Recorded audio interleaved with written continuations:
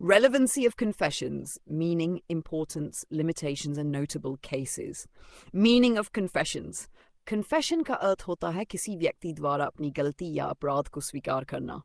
Legal context में confession एक ऐसा स्टेटमेंट है जो accused या suspect द्वारा voluntarily दिया जाता है जिसमें वह खुद को किसी अपराध के लिए जिम्मेदार मानता है. लॉ में कन्फेशन का रेलेवेंसी यानी इसकी प्रासंगिकता इस बात पर निर्भर करती है कि यह स्टेटमेंट किस प्रकार और किन परिस्थितियों में दिया गया है. क्रिमिनल जस्टिस सिस्टम में कन्फेशन एक महत्वपूर्ण रोल निभाता है क्योंकि यह प्रोसिक्यूशन को मजबूत एविडेंस प्रदान करता है. कन्फेशंस आमतौर पर दो प्रकार के होते हैं. 1. Judicial confession. यह वो कन्फेशन होता है जो अदालत के सामने किया जाता है. Extra judicial confession. यह वो कन्फेशन होता है जो अदालत के बाहर किसी अन्य व्यक्ति के सामने किया जाता है. Imports of confessions. Confessions criminal cases में बेहद महत्वपूर्ण होते हैं और इनका रेलेवेंस विभिन्न कारणों से होता है. 1. Strengthens prosecutions case. Confession prosecution के केस को बहुत मजबूत बनाता है.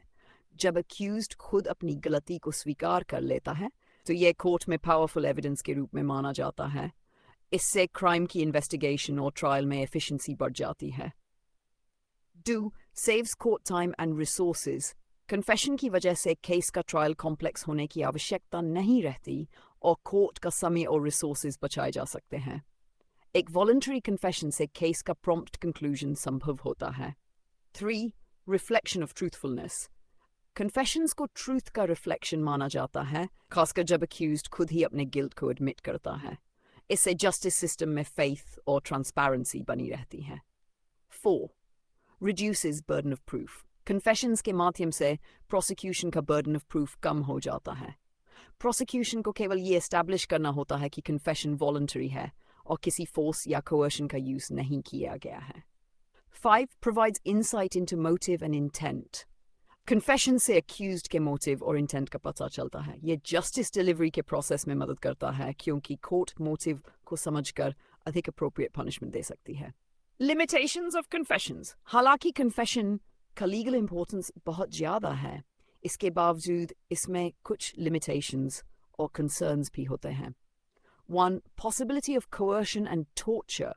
कन्फेशंस कभी कभी coercion, टॉर्चर या थ्रेट के माध्यम से लिए जा सकते हैं जो इन्हें अनरिलायबल बना देता है.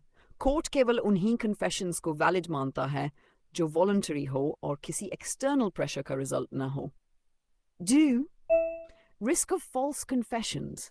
कभी कभी अक्यूज्ड किसी साइकोलॉजिकल प्रेशर, फियर या सोशल स्टिग्मा के कारण फॉल्स कन्फेशन दे सकते हैं. यह अक्सर वल्नरेबल इंडिविजुअल्स के केसेस में देखा जाता है और यह जस्टिस सिस्टम में फेयरनेस को इम्पैक्ट करता है.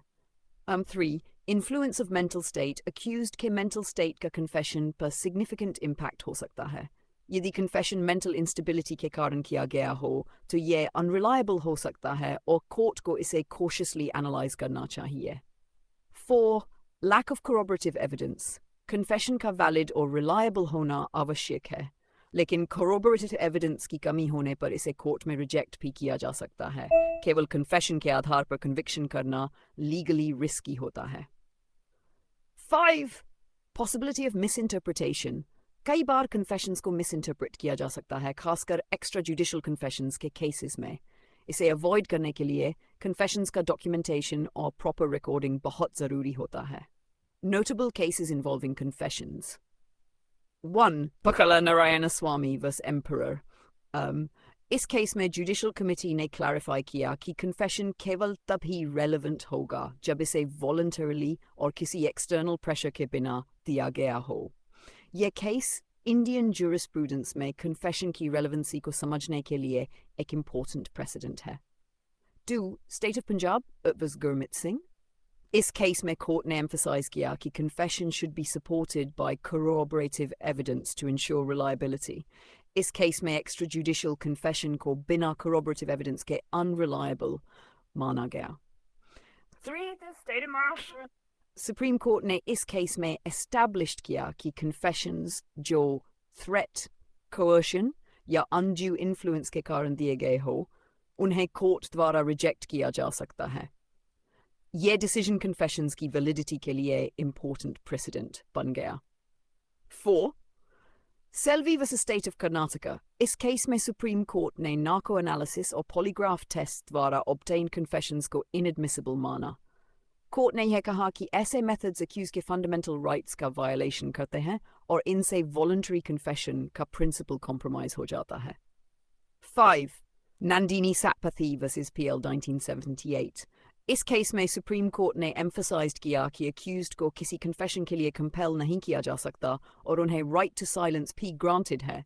ये केस कन्फेशन के कॉन्टेक्स्ट में अक्यूज्ड के राइट्स और कॉन्स्टिट्यूशनल सेफगार्ड्स को हाईलाइट करता है। Constitutional safeguards and confessions in India and USA. 1. Article 23 of the Indian Constitution. Indian Constitution का Article 23 एक important safeguard है जो accused के against self-incrimination को prevent करता है। इसके अनुसार किसी भी व्यक्ति को अपने against कोई evidence provide करने के लिए force नहीं किया जा सकता। 2. Fifth Amendment in the USA. USA में Fifth Amendment accused को right to remain silent और against self-incrimination का right देता है। ये protection accused के dignity और fairness को safeguard करता है। Conclusion. Confessions का relevancy legal framework में बहुत high है, लेकिन यह तभी admissible है जब ये voluntary हो और coercion free हो।